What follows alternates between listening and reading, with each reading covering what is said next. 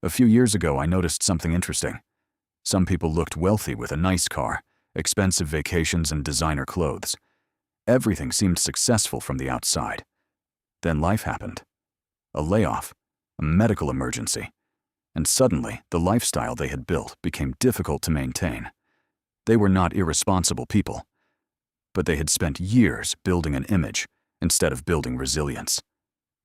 That's why in this video, I want to talk about why looking poor might actually make you richer. Poor in the sense that you're not constantly trying to impress people, because some of the habits that make people look successful today often make them financially fragile tomorrow. The first problem is confusing wants with needs. A comfortable home might be a need. The most expensive home you can qualify for might be a want. A vacation might be a need. Trying to prove something through every vacation is something else entirely. The problem is spending money to create an image, because every dollar spent maintaining an image is a dollar that cannot protect your future. There is an old idea that remains true. If you constantly buy things you don't need, eventually you'll have to give up things you do need. The second lesson is understanding priorities. Being financially responsible doesn't mean avoiding all spending. It means spending intentionally. Spend heavily on the things that genuinely improve your life. Spend lightly on the things that exist mainly to impress other people. For some people, that might mean paying for a reliable laptop because they use it every day. For others, it might mean living close to work to save time. The question isn't, what is everyone else buying? The question is, what actually makes my life better? Because your spending should reflect your values, not somebody else's. The third lesson is avoiding lifestyle inflation. This is one of the biggest financial traps in the world.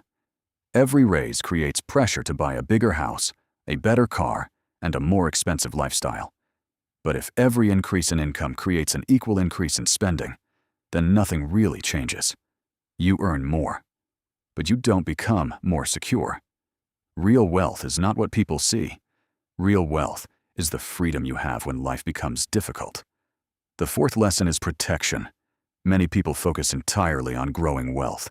Very few focus on protecting it. Emergency savings, insurance, low debt. These things aren't exciting.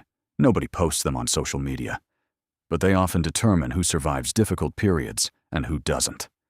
The final lesson is long-term thinking.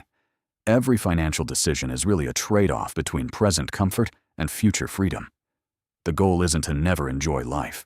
The goal is to avoid sacrificing your future for temporary appearances, because the people who look rich and the people who are rich are often not the same people.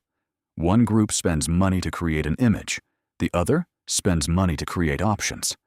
And options are what create freedom. So maybe looking poor isn't really about looking poor. Maybe it's about being comfortable enough with yourself that you don't need constant proof of success. You don't need strangers to think you're wealthy. You don't need social media to validate your choices. You don't need your lifestyle to impress anyone. Because real wealth is not having expensive things. Real wealth is having choices.